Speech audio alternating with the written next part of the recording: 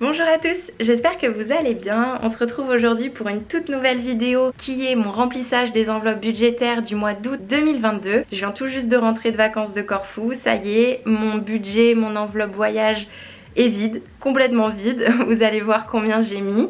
Donc voilà, les vlogs sont à venir très prochainement sur la chaîne d'ailleurs. J'ai trop hâte de tout vous partager. Voilà, donc là maintenant il est temps de remplir toutes mes autres enveloppes. Si les vidéos sur le thème du budget, sur le thème du lifestyle vous intéressent, n'hésitez pas à vous abonner à la chaîne. Et c'est parti tout de suite pour remplir mon budget et mes enveloppes budgétaires d'août 2022. Ok, alors pour commencer mon budget d'août, tout d'abord mes revenus. Donc au niveau de mes revenus, j'ai eu mon salaire, les cours particuliers et la demi-pension sur ma jument, ce qui me fait un total de 1970 €. Donc j'ai un petit peu plus que le mois dernier, ça c'est cool, mais bon, je touche pas encore mes salaires comme avec mon ancien travail, donc il va falloir que je continue à travailler dur. Avec la rentrée, ça va aller mieux au niveau des cours particuliers, donc ça c'est cool. Voilà, à voir comment ça va évoluer au fur et à mesure des mois à partir de septembre. Au niveau de mes sorties automatiques d'argent, j'ai donc mon loyer qui ce mois-ci n'est pas à 518 €, mais bien à 417 € parce que ça y est, du coup, je rends mon appartement. Le 25 août, j'ai mon état des lieux de sortie. Du coup, au prorata de ce que je paye, ce mois-ci, je n'ai que 417 €. Le mois dernier, je vous avais dit, c'est fini, je ne paye plus jamais 518 € pour mon loyer. Et bien ça y est, c'est chose faite. Je suis joie, bonheur, tout ce que vous voulez, je suis trop contente. Au niveau de la pension de mon cheval, je suis à 280 € comme tous les mois. Mon Netflix 13,50 €. Ma box internet 21,99 €. Mon téléphone 12 €. Mon assurance voiture 54,55 € et mes frais bancaires 2,55 €. Ce qui me fait au niveau de mes sorties automatiques d'argent 801,59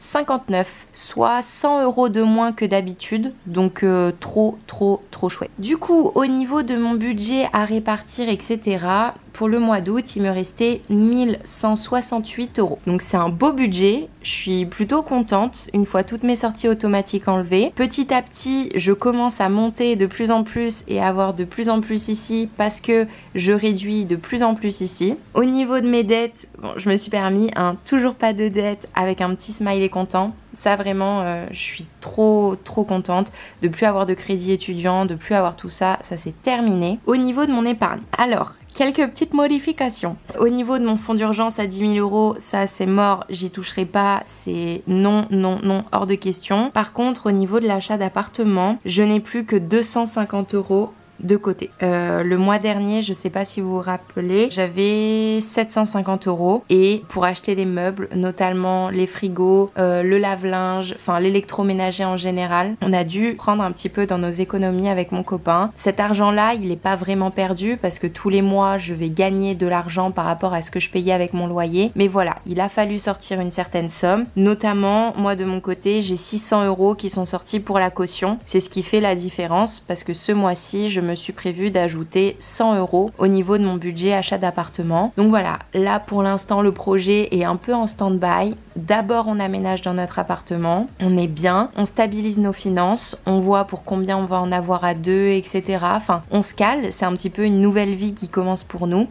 Et à ce moment-là, je verrai exactement combien j'arrive à mettre de côté tous les mois et je me mettrai des petits défis au niveau des montants pour essayer d'atteindre mes 6 000 € d'objectifs qui me paieraient mes frais de notaire et potentiellement mes frais d'agence pour mon futur appartement. On va maintenant passer à la partie des enveloppes budgétaires. J'ai donc une partie qui va aller sur mon compte bancaire et une partie ici au niveau de mes enveloppes physiques. Au niveau de mon alimentation et courses, ce mois-ci je n'ai prévu que 200 € parce que voilà, je suis partie en vacances pendant une semaine, donc une semaine de courses en moins. Je me suis dit c'est à peu près 50 € en moins. À moi d'optimiser, d'arrêter d'acheter des plats tout prêts, d'arrêter d'acheter un petit peu n'importe comment, de faire des vraies courses, de vraiment cuisiner. Et les 200 €, je suis sûre que je peux y arriver en 3 semaines. Au niveau de mon essence, pareil, j'ai prévu un petit peu moins que les autres mois. Je me suis mis 130 €. Encore une fois, je suis partie une semaine en vacances. Normalement, j'ai moins d'essence, donc il faut que ça rentre dans les 130 €. Et en plus,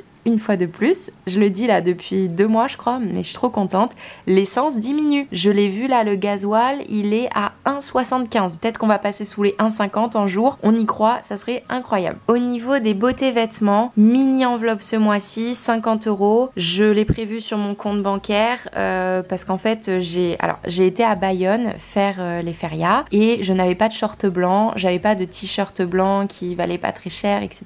Du coup je m'en suis acheté un et j'ai payé ça sur Zalando. Et sur Zalando, il y a le essayer d'abord, payer après.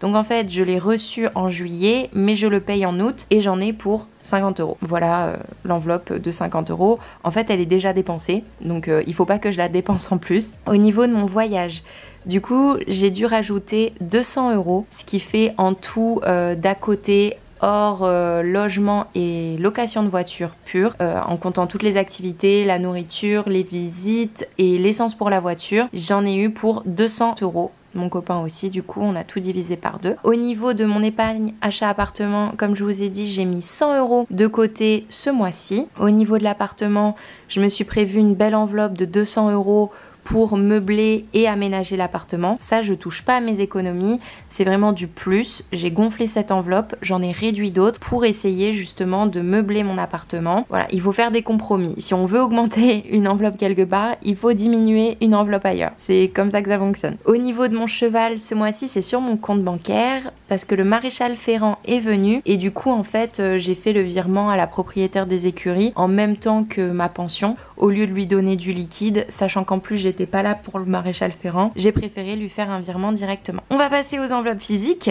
le plus cool. Alors, les enveloppes physiques. Du coup, pour Noël, j'ai prévu de rajouter 20 €. Mon enveloppe Noël. Donc, au mois d'août, comme tous les mois, un petit plus 20. Je pense qu'à partir du mois prochain, si c'est possible, ça va dépendre de l'appartement surtout, j'aimerais bien rajouter 30 € maintenant par mois pour pouvoir gâter mes proches. Donc là, j'ai quand même une belle enveloppe qui s'élève à 140 € pour Noël, sachant qu'on est qu'au mois d'août. Trop bien. Ok, je vais pousser un petit peu la plante, en fait elle m'énerve.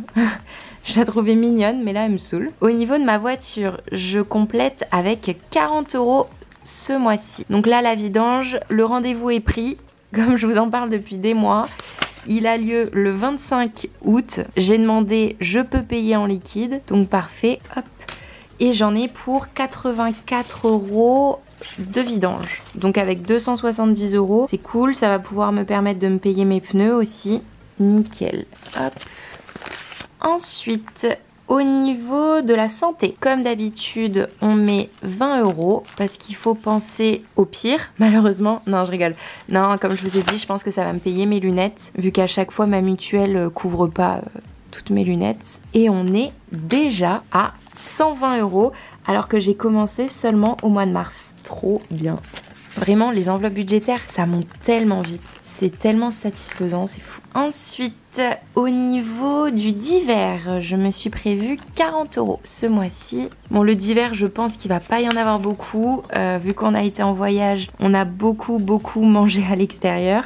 Donc là, clairement, les restos, on va calmer. De toute façon, j'en ai même pas envie. Là, après une semaine à faire que manger au resto, c'est pas pour faire ma fille riche, etc. Mais j'ai envie de rester un petit peu chez moi et de manger des petits trucs que j'ai cuisinés un petit peu plus simples et de manger devant ma télé surtout. J'adore ça. Au niveau de l'ordinateur, budget de 30 € ce mois-ci, ce qui me monte à 160 €. Donc ça c'est pareil, c'est un budget qui monte de plus en plus. Au départ je mettais que 10 €, maintenant j'arrive à mettre 30 €. Quand on sait où part son argent, bizarrement, ça monte beaucoup plus vite. Du coup je suis à 160 €. Je vais peut-être, alors pas ce mois-ci, je pense que ça va faire juste, mais le mois prochain pouvoir changer la batterie de mon ordi.